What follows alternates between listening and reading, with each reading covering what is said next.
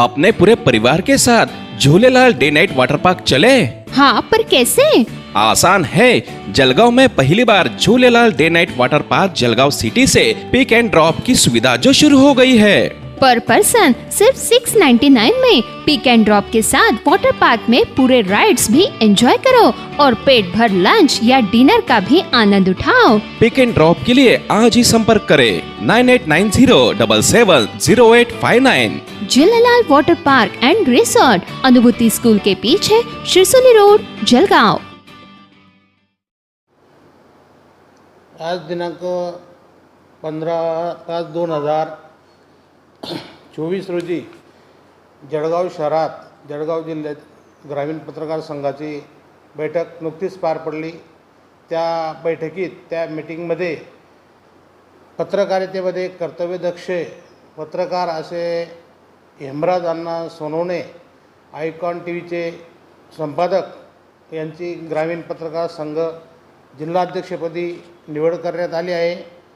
त्यांचे शासन दरबारी जनसामान्यांमध्ये न्याय आणण्यासाठी झटत असतात, नेहमी लोकांना न्याय मिळवून देत असतात।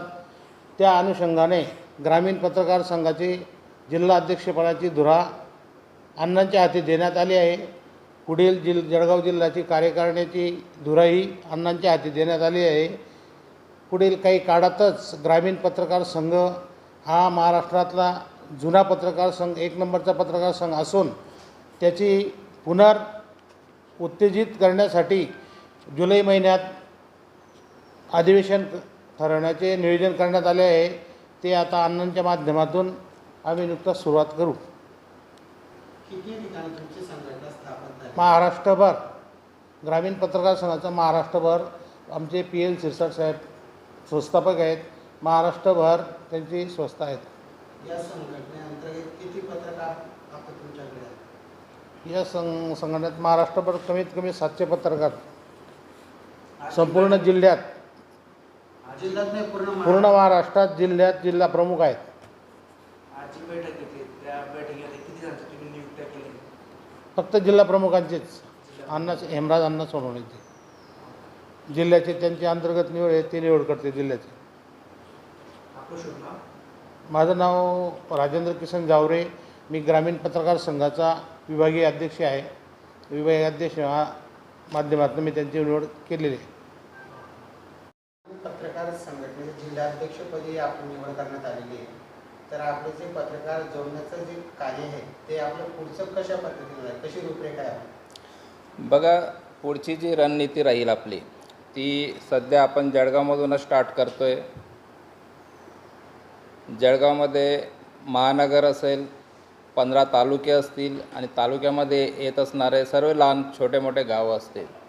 आज पत्रकार म्हटला म्हणजे तो आज आपल्या देशाचा चौथा स्तंभ आहे आणि बऱ्यापैकी आपण जाणून आहात की बाकीचे जे 3 स्तंभ आहेत ते आज खुडखुडे झालेले आहेत आणि त्यावर नियंत्रण ठेवण्याचं जर कोणी काम करत असेल तर तो चौथा पत्रकारात हा स्तंभ जो आहे तोच आहे आणि त्याला अजून सक्षम करण्याचं काम साहेबांनी आपल्यावर सोपवलेलं आहे आणि त्याला येत्या पुढच्या काळामध्ये वर्षभरामध्ये पत्रकार हा जो संघ आहे, ग्रामीण पत्रकार संघ, याला सक्षम आणि मोठं करण्याचं एक कर्तव्य बजावण्याची जिम्मेदारी जी माझ्यावर आहे ती मी सक्षमपणे निभावणार आहे।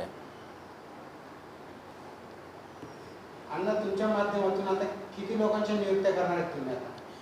नियुक्त्या जर असं आपण जो प्रश्न विचारला तो खरंच चांगला आहे, कारण आपण मागच्या गेल्या 3 ते 4 वर्षापासून पत्रकार क्षेत्रामध्ये काम करतो आहे।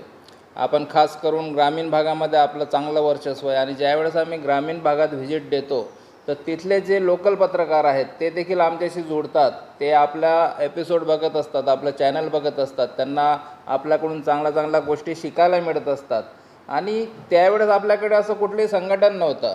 आज मात्र आपल्या हातात मोठं संघटन आहे, तर नक्कीच ते सर्व गावचे जे पत्रकार आहेत ते आता आपल्यासोबत जोडतील आणि जर आपण तालुका बेसचा जर विचार केला तर येत्या 6 महिन्यामध्ये साधारण 100 तरी आपण जे छोटे मोठे पत्रकार आहेत त्यांना आपण एकत्रित करण्यासाठी नक्कीच प्रयत्न करणार आहोत। आणि सदैव 4 ते 5 वर्षापासून आपण ज्या पत्रकार क्षेत्रामध्ये कार्यरत आहात तर आतापर्यंत तुमच्या माहितीनुसार तुम्ही किती लोकांना न्याय दिलेला आहे आणि किती लोकांना असं तुम्ही त्या लायक ठरवलेलं आहे की आणि किती लोकांवरती तुमच्या मार्फत गुन्हे वगैरे दाखल झालेले आहेत का?